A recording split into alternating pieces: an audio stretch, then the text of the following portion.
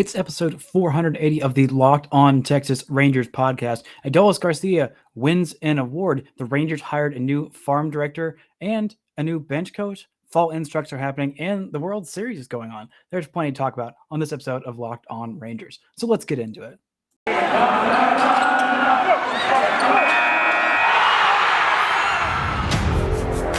You are Locked On Rangers, your daily Texas Rangers podcast. Part of the Locked On Podcast Network, your team every day. You are Locked On to the Texas Rangers. I'm your host, Brice Paterik. I want to thank you guys for making Locked On Rangers your first listen of the day every day. Here with a lot of stuff to talk about, a big weekend in baseball. 3 World Series games since we last talked. I'm not going to get into that too much, maybe a little bit this episode, but I want to talk about Adolis Garcia winning AL Rookie of the Year. Not the main one, not the Baseball Writers Association of America one that you know, but it's from the Sporting News. That is still something. Sporting News is a great news organization.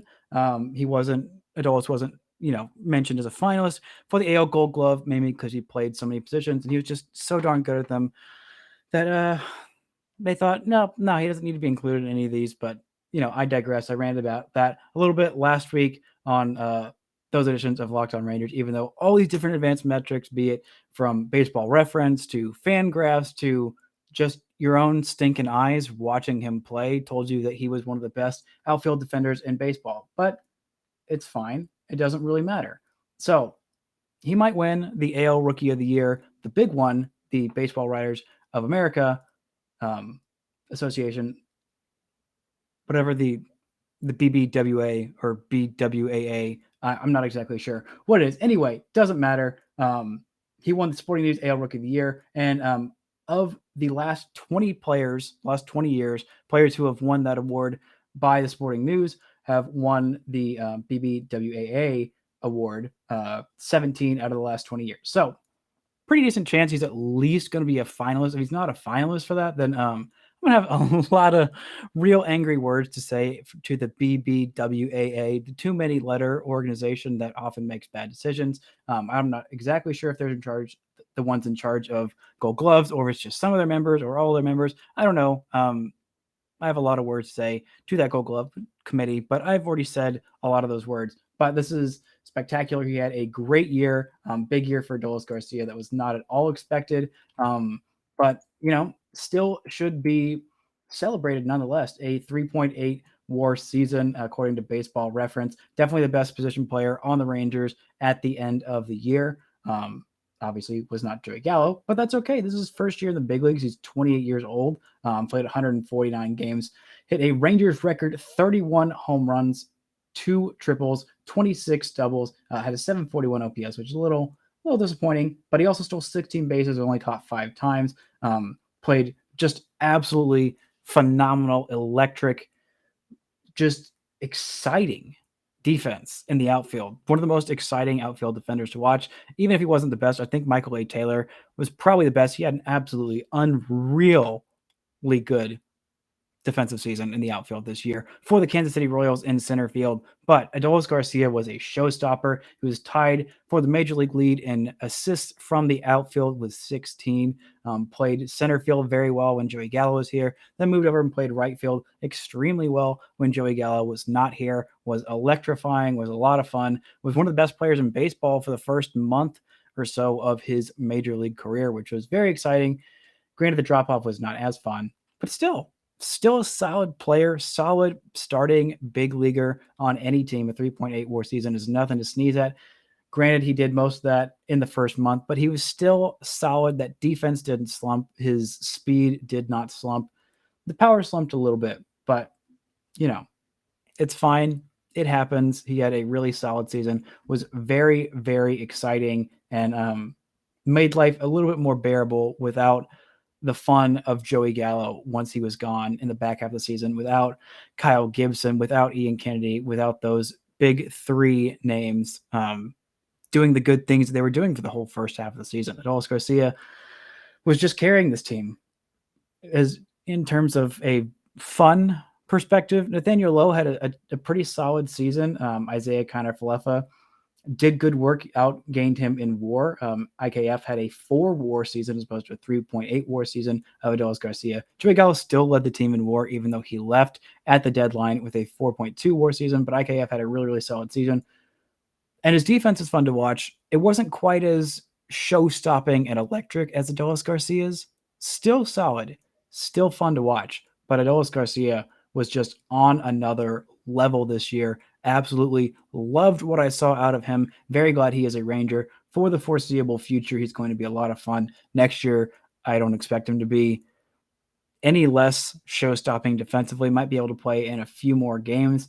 Next year, Granioli played in 149. It felt like he missed more at the start of the season with him not being on the roster, him being DFA'd before the season, and no one picking him up. It's still one of the great stories of the Rangers these last few years. I know it might have been a little bit of an outlier for that first month, but it still happened. He was still a very deserved All-Star, will be a very deserved Rookie of the Year. Granted, if Wander Franco played the whole year, then Wander Franco would have run away with the award, but he didn't. So what are you going to do? What are you going to do? He had a better season than Randy Arozarena, was better defensively, even though Randy Arozarena is somehow a Gold Glove finalist, and Adolis Garcia is not, but it's left field, and left field is for the birds. And, I feel like them having left field, center field, right field, it's nice to have those defined roles, but when you have a guy who plays every single position and plays it well, granted he only played 9 games in left field, he still deserves to be a finalist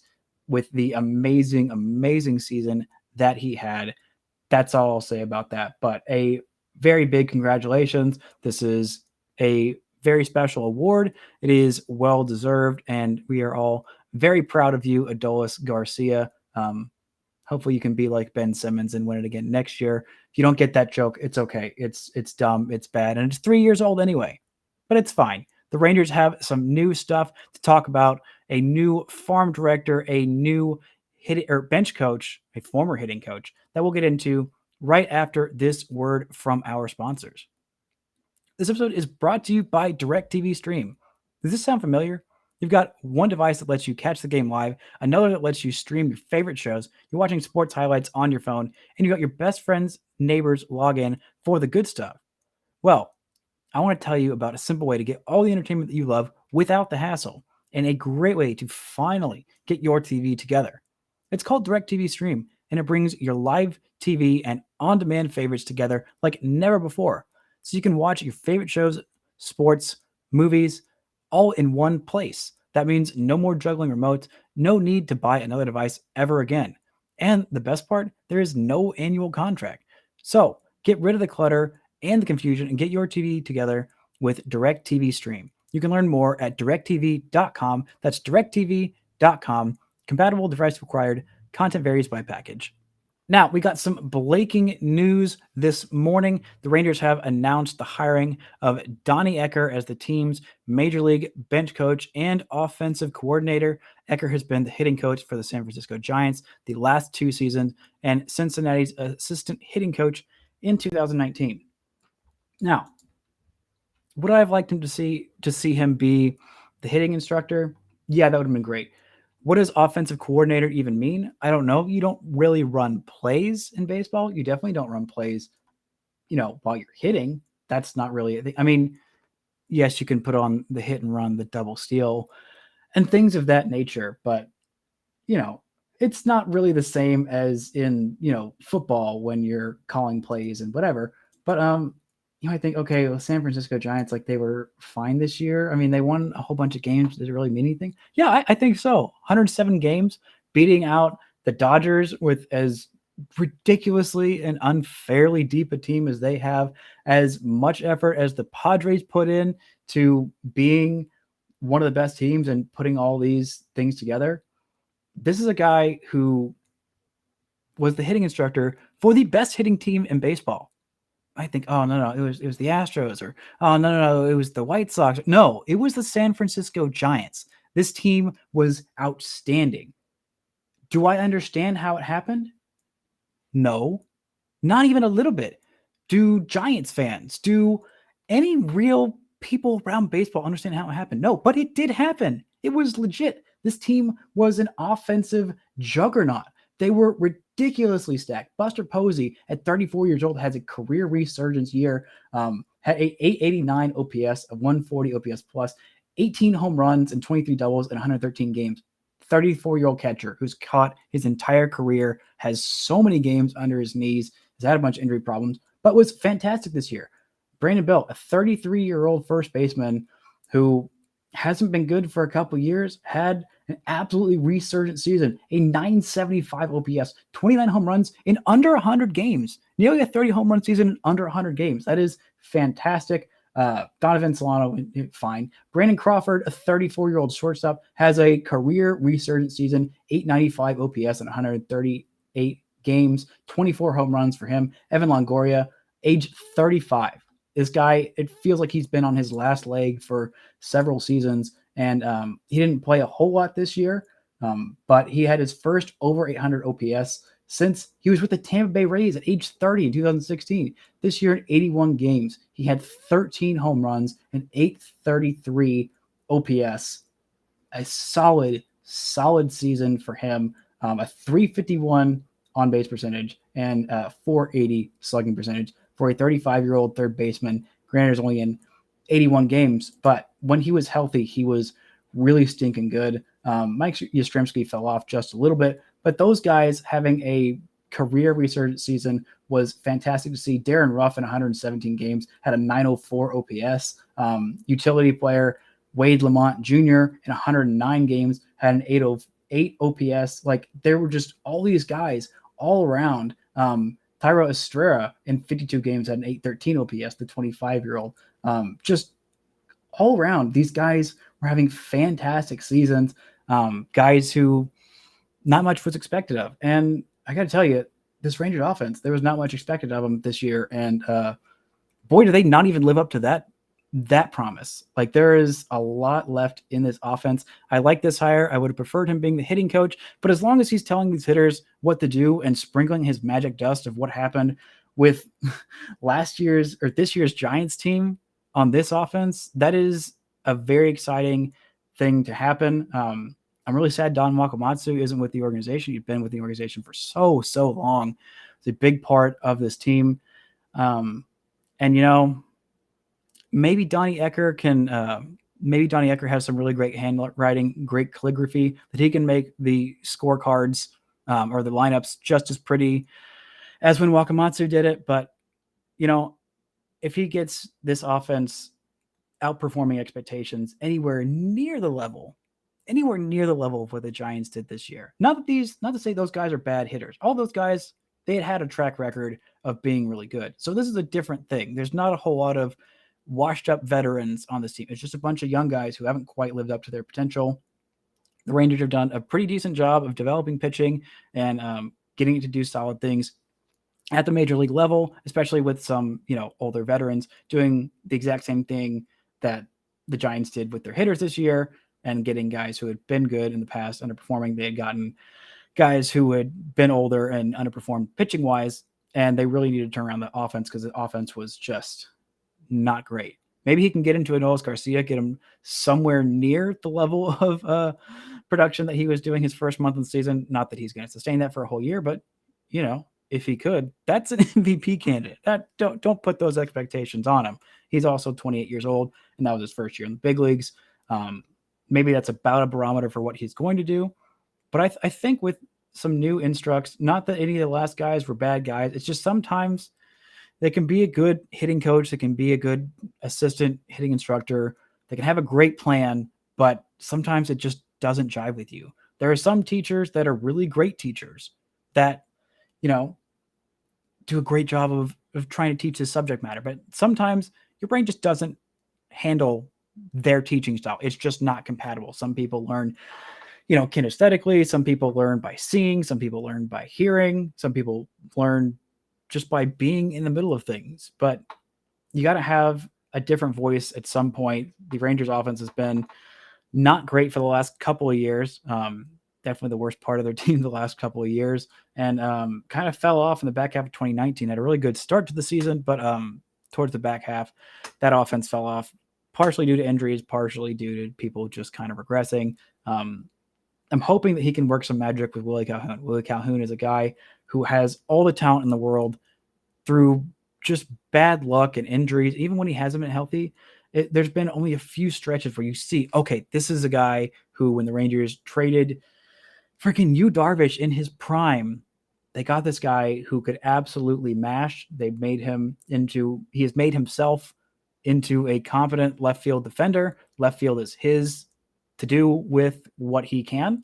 And, but he's got to absolutely mash. And this is really a make or break year. I think, I've been saying that the last couple years, and it seemed like last year is kind of breaking through with even after all the injuries. It's just like, all right, this was supposed to be the year. But again, they brought in guys that didn't work out, and David Dahl and K. Chris Davis to be the left fielder / DH, and Willie outlasted both of them. He had injuries, but he's still here. The other guys are not.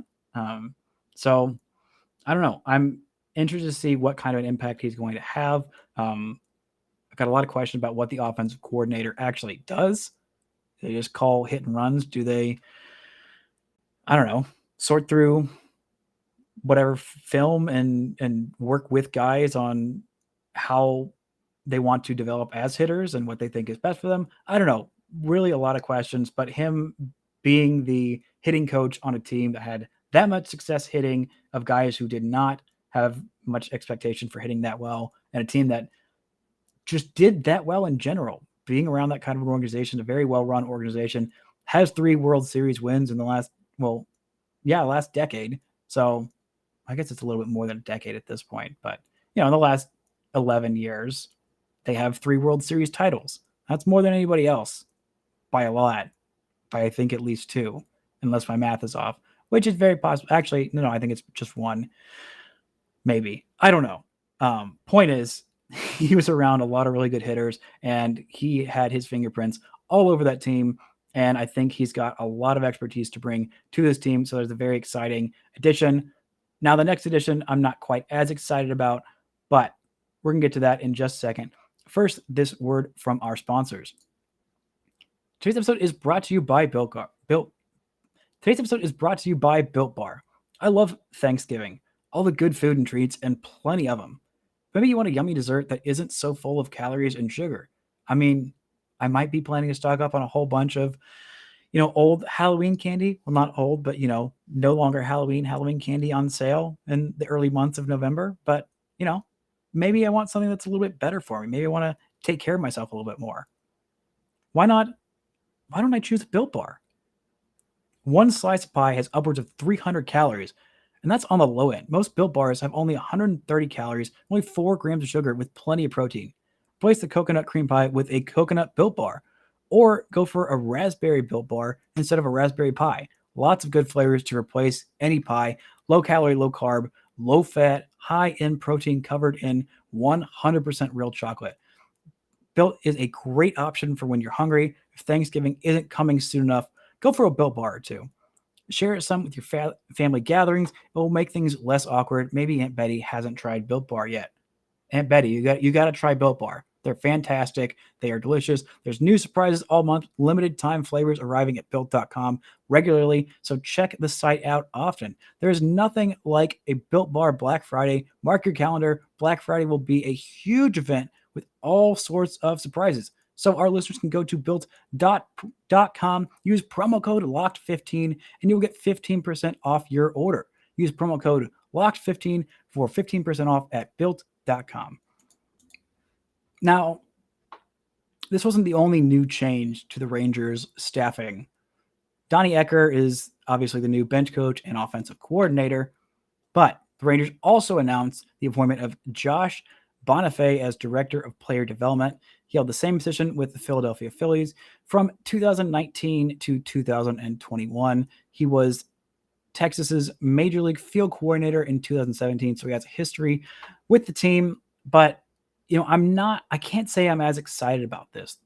The Phillies, part of the reason they traded with the Rangers, and they were able to trade young guys with the Rangers, particularly Spencer Howard, it was because he hadn't quite worked out at the major league level. Now, is all this on Josh Bonifay? No, but it seems like there wasn't a super clear plan with him. So I'm thinking part of the excitement that Spencer Howard had is to get a fresh start. And granted, Spencer Howard's not going to be in the minor leagues a lot. I'm assuming he's not going to be in the minor. He's going to work things out at the major league level like he did during the regular season this year with the Rangers. But it's also looking like Hans Kraus has a new cutter that is apparently some game-breaking pitch, and maybe he's going to go on and live up to the highest expectation of himself, and the Rangers might lose that trait in spectacular fashion, which would be very upsetting, especially with how close Hans Kraus was to the big leagues and how he recovered a lot of value. When there was some concern that he might not make the big leagues at all, he's already made the big leagues, made his big league debut, and is with the Phillies now. Also, he has a beard, which I don't know, it's fine. It works on him. It threw me off a little bit. I also kind of forgot how many tattoos he got recently. I always just see him as the little 18-year-old kid that was kind of scrawny and had that good kind of psycho in the eyes that you want for your top pitchers. But anyway, not as excited about this appointment as I am about Donnie Ecker. Still confused about the title and choosing him as a bench coach as opposed to some other role. But, I'm also always confused about what the bench coach does versus what the manager does. I don't know. He's going to be around this team, has a lot of knowledge, and Josh Bonifay has at least held this position before. But the Rangers definitely needed some new direction at least a couple years ago. I don't know if I feel as good about them going a different direction with how I feel confident about what they've done as of late. The hitters that they've drafted, I feel pretty good about. Their draft plan seems to have been improved from where it was even 3-4 years ago. Granted, they've had a lot of first round busts, but I think the last few first round picks that they've had, I believe as of recently, the top 4 prospects in MLB pipeline were the Rangers' last 4 first round picks, which is something that's really solid. Also a little worrying about what they're doing in Latin America. That's all right. The young Latin American guys will get up when they can. They come in waves and all that good stuff. But definitely some encouragement about where they've gone. Don't know how I feel about this. We'll have to see. I mean, it's always hard to judge what a farm director does based on because there's so many different factors of how the prospects individually are doing. Also, by the way, it's time for fall instructs. There's all kinds of good fall instruct stuff that is coming out recently. Also, really interesting piece about Aaron Zavala on the Dallas Morning News written by Evan Grant. Just really interesting stuff. I'm going to talk about that a little bit more in tomorrow's episode and why he ended up taking about half of what his slot value was, and a health scare that almost ended his pro career before it started. But I'm also going to have a special guest later on this week, a Rangers minor leaguer. I know who it is, but I'm just going to keep y'all waiting on who it might be. Very excited to have this player on the show.